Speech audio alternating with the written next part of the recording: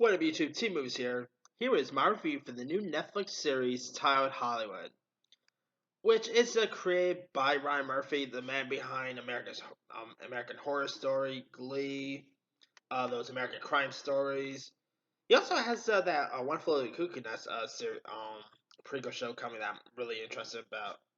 Anyway, now the miniseries is about these group of young aspiring actors and filmmakers during Hollywood Golden Age in the post World War II era, and they were trying to make it big in the scene in Hollywood, and of course, the show also spotlight on the unfair systems and a bias across.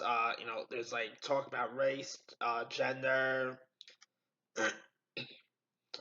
and sexuality and all.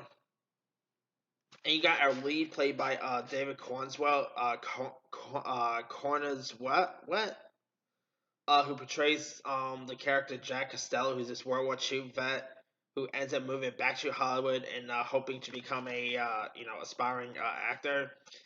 Then you got Laura Harrier from Spider-Man: Homecoming fame, who portrays who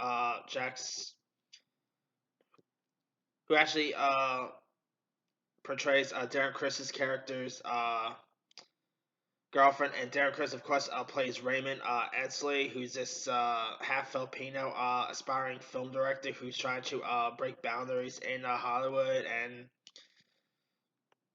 and of course, Laura Harrod's Camille Washington character, is facing prejudice because of her race. This takes place in 1940s Hollywood, so obviously race is a big factor in the storyline.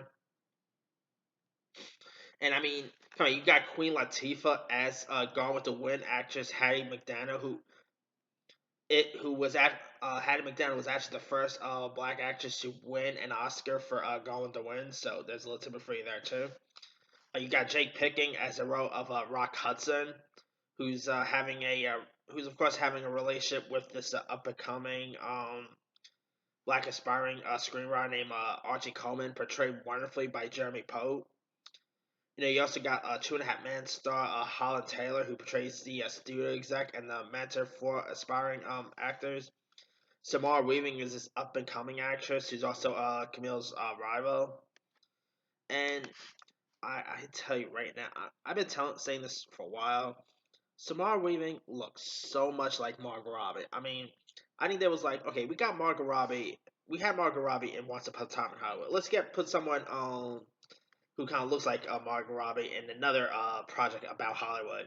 So they got Samara Weaving. I mean, in a way, she kind of did remind me a bit of Margot Robbie's Sharon Tate character in Once Upon a Time in Hollywood. I don't know, not just because how they look, not just because they look alike, but kind of sort of remind me of one another. And probably one of the best performances out of this is literally Jim Parsons.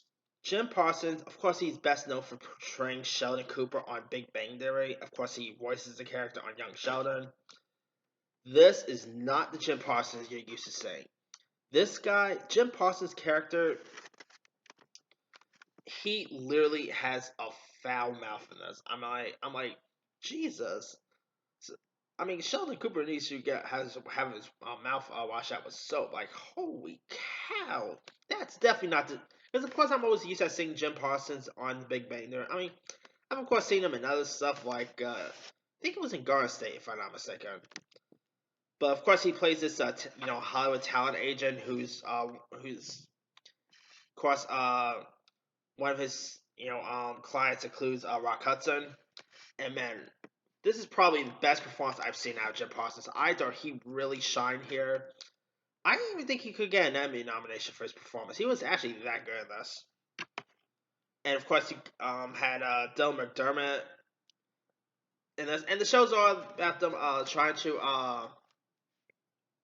make this new film titled Meg, not to be confused with the Shark movie, but and this was very fictionalized. Like, of course, they talk about the 1940s Oscars, and I really do love me anything that has to do with old and Hollywood, whether it's that other where's that show A Few, which is another show created by Ryan Murphy, or whether it's a movie like Once Upon a Time in Hollywood, something about watching movies that takes place during the 1940s Hollywood just fascinates me. I mean, Hollywood, seemed very glamorous. That in that decade, the fashion seemed pretty. Granted, I'm not a fashionista or anything, but the fashion looked pretty decent, and they really did a great job at capitalizing on 1940s Hollywood.